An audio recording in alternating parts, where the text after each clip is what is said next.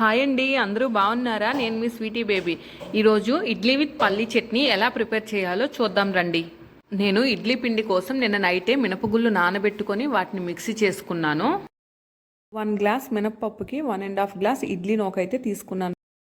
Mixie చేసుకున్న తర్వాత దానిలోనే ఇడ్లీ నూక వేసి నానబెట్టుకున్నాను. 1 నైట్ అంతా పొలయబెట్టుకొని మరుసటి రోజు మార్నింగ్ నేను ఇడ్లీ ప్రిపేర్ చేసుకుంటున్నాను. ముందుగా స్టవ్ వెలిగించి స్టవ్ పైన ఇడ్లీ పాత్రను పెట్టి అందులో హాఫ్ వాటర్ వేసి ఒక్కొక్కటిగా ఇడ్లీ పాత్ర కప్పుల్లో ఇడ్లీ పిండి వేసి అందులో 1 by 1 పెట్టి దానిపైన మూత పెట్టి ఒక 5 నిమిషాల పాటు మీడియం టు లో ఫ్లేమ్లో ఉడకనిచ్చాను. దాని తర్వాత హై ఫ్లేమ్లో పెట్టి ఇడ్లీని పక్కకు తీసుకు 1 నైట్ మొత్తం ఇడ్లీ పిండిని పులియబెట్టుకోవడం వలన ఇడ్లీలు అయితే చాలా సాఫ్ట్గా స్మూత్గా వచ్చాయి. మీరే చూడండి ఎంత సాఫ్ట్గా వచ్చాయో. ఇప్పుడు సింపుల్గా పల్లి చట్నీని ఎలా ప్రిపేర్ చేయాలో చూద్దాం రండి.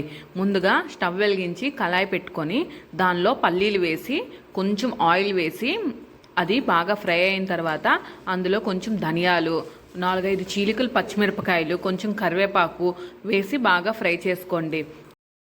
పల్లీలు బాగా ఫ్రై అయిపోయిన తర్వాత వాటిని ఒక పక్కకు తీసుకొని చల్లారిన తర్వాత వాటిని మిక్సీ గిన్నెలోకి వేసుకునేటప్పుడు వీటిలోనే ఒక నిమ్మకాయ సైజ్ అంత చింతపండు, కొంచెం జీరా, మన టేస్ట్కి తగ్గంత సాల్ట్ వేసుకుంటే చట్నీ ఫ్లేవర్ అనేది చాలా బాగుంటుంది.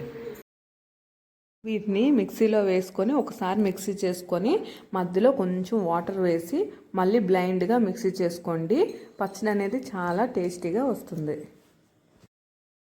ఇప్పుడు ఇడ్లీ విత్ పల్లీ చట్నీ రెడీ అయిపోయిందండి. దీన్ని ఎల్లుల్లిపాయ కారంతో సర్వ్ చేసుకున్నాను. టేస్ట్ అయితే చాలా బాగుంది.